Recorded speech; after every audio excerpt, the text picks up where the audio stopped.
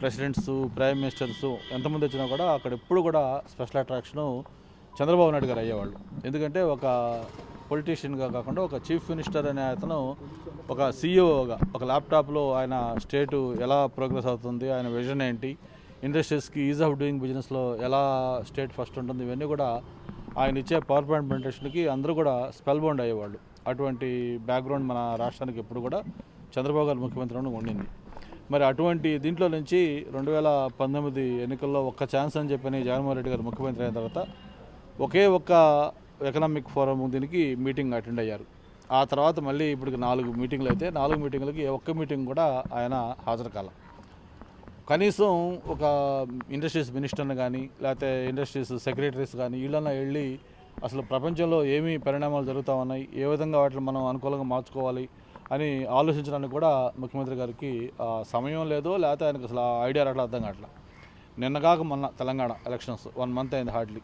మొన్న 7వ తారీఖు ఆయన ప్రమాణ స్వీకారం చేశారు రేవంత్ రెడ్డి గారు.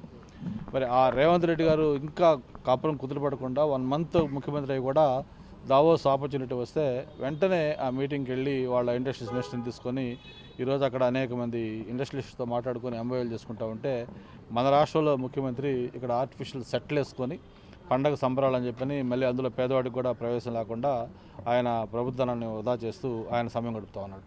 మరి అందుకే మనం చెప్తా ఉన్నాం, వై ఏపీ హేట్స్ జగన్ అనే దానికి ఇది ఒక చిన్న ఉదాహరణ. మరి ఈరోజు యువత ఆంధ్రప్రదేశ్ రాష్ట్రంలో అత్యధిక స్థాయిలో చదువుకొని నిరుద్యోగులుగా ఉన్నారు. ప్రతి సంవత్సరం కూడా జాబ్ క్యాలెండర్ అని చెప్పి ఆ జాబ్ క్యాలెండర్ లేక ఎంతో ఆశగా వాళ్ళు ఎదురు చూస్తూ ఉన్నారు. డిఎస్సి చెప్పారు, మెగా డిఎస్సీలు అన్నారు, ఇప్పటికి 10 సార్లు వాయిదాలు వేశారు. ఇవన్నీ కూడా చూస్తున్న నేపథ్యంలో ఒక పరిశ్రమ వస్తే దాంట్లో ఉపాధి లభిస్తుందనే కనీసం మినిమం కామన్ సెన్స్ కూడా లేకుండా వాటికి దూరంగా గడుపుతున్న విషయం మనం చూస్తూ ఉన్నాం. మరి ఒక పక్క పరిశ్రమలు రావకపోగా మన దగ్గర ఉన్న పరిశ్రమలు కూడా ఏదైతే అమర్రాజా బ్యాటరీస్ కావచ్చు, లేకపోతే వైజాగ్లో వచ్చిన లులు కావచ్చు, ఇటువంటివన్నీ కూడా ముఖ్యమంత్రి గారి యొక్క వైఖరి పట్ల ఈ ప్రభుత్వం యొక్క పారిశ్రామిక పాలసీస్తో విసిగిపోయి వాళ్ళు పక్క రాష్ట్రాలకు వెళ్తున్న విషయం కూడా చూస్తూ ఉన్నాం. నాకు బాగా గుర్తు, చంద్రబాబు నాయుడు గారు ముఖ్యమంత్రిగా ఉండగా ఒక మైక్రోసాఫ్ట్ ఆయన బిల్ గేట్స్ గారు ఇండియాకు వస్తే ఆయన్ని ఖచ్చితంగా ఢిల్లీ తర్వాత హైదరాబాద్ కూడా తీసుకొచ్చి హైదరాబాద్లో ఉన్న ఇంపార్టెన్స్ ఏంటి, గవర్నమెంట్ ఎలా ప్రోగా ఉంది, గవర్నమెంట్ ఎలా ప్రోయాక్టివ్గా ఉంది, ఇవన్నీ కూడా చెప్పి ఆయన్ని కన్విన్స్ చేసి సియాటిల్ తర్వాత నెక్స్ట్ వాళ్ళ మెయిన్ సెంటర్ని ఇండియాలో అది దట్టు హైదరాబాద్లో స్టార్ట్ చేస్తే ఈరోజు హైదరాబాద్ గేమ్ చేంజర్ అయింది. మొత్తం హైటెక్ సిటీ మొత్తం కట్టిన తర్వాత ఈరోజు బెంగళూరు లేకపోతే చెన్నై ఇట్లన్నింటి కూడా తలదని హైదరాబాదు ఐటీకి హబ్ అయింది. మరి అటువంటి విజనరీ చంద్రబాబు నాయుడు గారు, ఇటువంటి ప్రెషనరీ లీడరు జగన్మోహన్ రెడ్డి గారు ఈ తేడా గమనించాలని చెప్పి కూడా కోరుకుంటూ, మరి ఎన్నికలనేవి త్వరలోనే రాబోతా ఉన్నాయి. ఈ ఎన్నికల్లో ప్రజలు ఎప్పుడెప్పుడు ఎన్నికలైతే జగన్మోహన్ రెడ్డి గారికి గుణపాఠం చెప్పడం కోసం సిద్ధంగా ఉన్నారు. ఆయన చెప్పిన హామీలన్నీ కూడా నేతి బీరకాయలో నెయ్యిలాగా ఉన్నాయి తప్ప ఏ ఒక్క హామీ కూడా అమలు చేయలేదు. మనం చూస్తూ ఉన్నాం. మద్యపానం కావచ్చు, లేకపోతే మిగతా హామీలు కావచ్చు, ఇవన్నీ కూడా 98.5% ఆయన హామీల్లో విఫలం చెందారు. ప్రత్యేక హోదా లేదు, పోలవరం పూర్తి కాల, అమరావతి రాజధాని 80% కంప్లీట్ అయిన రాజధానిని ఒక శ్మశానం లాగా చేశారు. కర్నూలు న్యాయ రాజధాని అంటే కనీసం సీజేఐకి ఒక అప్లికేషన్ లెటర్ కూడా పెట్టాల, కొలోజియంకి ఒక రిక్వెస్ట్ పెట్టాల.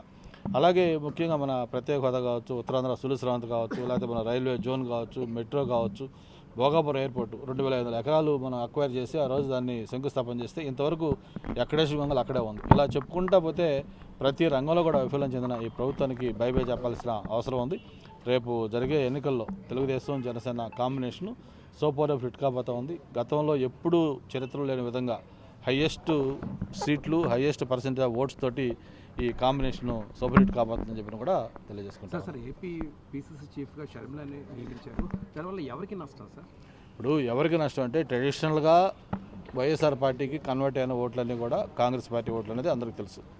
2014 స్టేట్ సపరేట్ అయిన తర్వాత కాంగ్రెస్ పార్టీ పూర్తిగా అది వైఎస్ఆర్ పార్టీ కన్వర్ట్ అయిపోయింది, మొత్తం గ్రౌండ్ లెవెల్లో నుంచి సీనియర్ లీడర్స్ దాకా. మళ్ళీ ఇప్పుడు దానికి ఒక లీడర్షిప్ ఇచ్చి ఆ కొంచెం కాన్ఫిడెన్స్ క్రియేట్ చేస్తే ఆ ఓటు కొంతమంది తిరిగి వస్తుంది అంటే వైఎస్ఆర్ పార్టీ ఓటు తిరిగి వస్తుంది. కాబట్టి దాంట్లో వచ్చేది పర్సంటేజ్ ఎంత అనేది మనం ఇప్పుడు అసెస్ చేయలేం.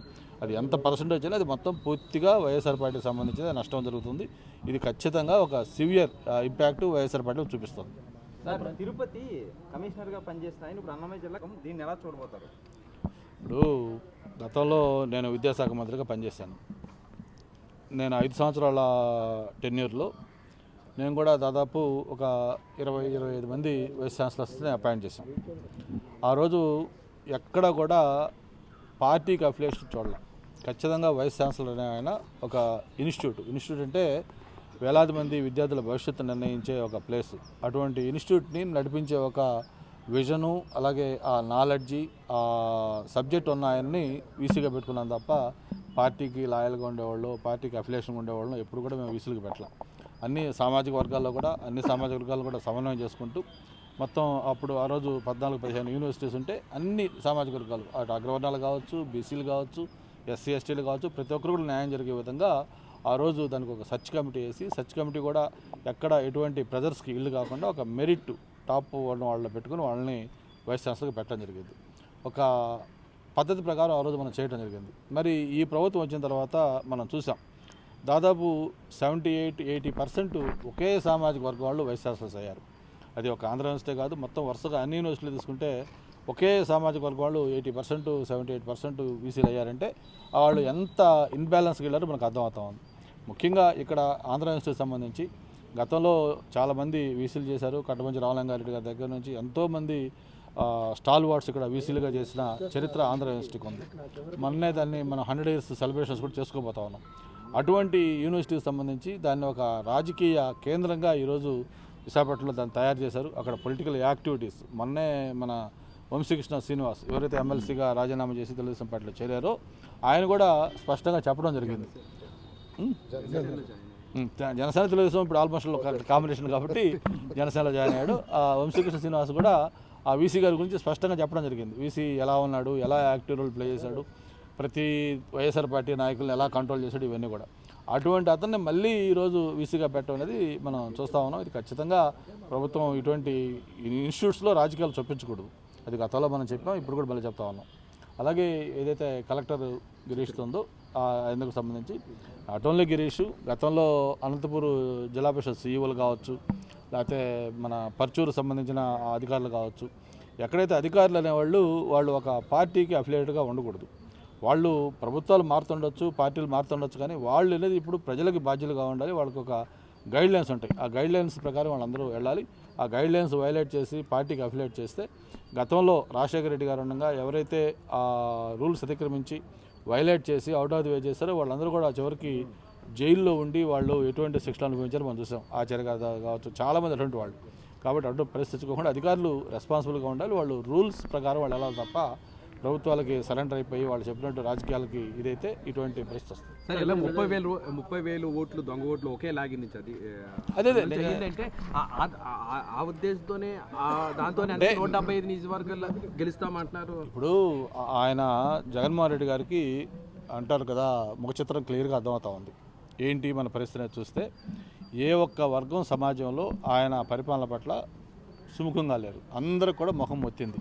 అరే ఈయన ఏదో కబుర్లు చెప్పాడు, ఏదేదో మాటలు చెప్పాడు, చివరికి అంతా అన్నీ కూడా నేతి పిరకాయలు నెయ్యిలాగైపోయింది. ఈయనకి ఎప్పుడెప్పుడు బై బై చెప్పాలని ప్రజలు చాలా ఆతృత ఎదురు చూస్తూ ఉన్నారు. సో ఇప్పుడు ఆయనకున్న ఆల్టర్నేటివ్ అంటే అక్రమ మార్గాలు, దొంగ ఓట్లు, లేకపోతే అరాచకాలు, లేకపోతే ఇంకొక రకమైన డబ్బులు, ఇట్లా వేరియస్ షార్ట్ కట్స్ చూసుకుంటా ఉన్నాడు. ఇవి ఎన్ని ఏం చేసినా కూడా ప్రజల ఒక వేవ్ వచ్చినప్పుడు, ఒక ప్రపంచం వచ్చినప్పుడు ఎవరు ఏం చేయలేరు. ఖచ్చితంగా దానికి పెనాల్టీ ఆయన చెల్లించబోతా ఉన్నాడు. భారీ మెజార్టీ తోటి ఇంతవరకు ఎప్పుడు చరిత్రలో లేని విధంగా హయ్యెస్ట్ సీట్స్, హయ్యెస్ట్ ఓట్స్ తోటి తెలుగుదేశం జనసేన కాంబినేషన్ అనేది విజయం సాధించబోతుందని చెప్పి కూడా తెలియజేసుకుంటూ ఆయన వైనాట్ 175 అంటున్నాడు. మేమంటాం వైనాట్ పులివెందులో కూడా అంటున్నాం. ఈరోజు పులివెందులో కూడా ఈరోజు ఆయనకి ఎదురుగా లేస్తూ ఉంది.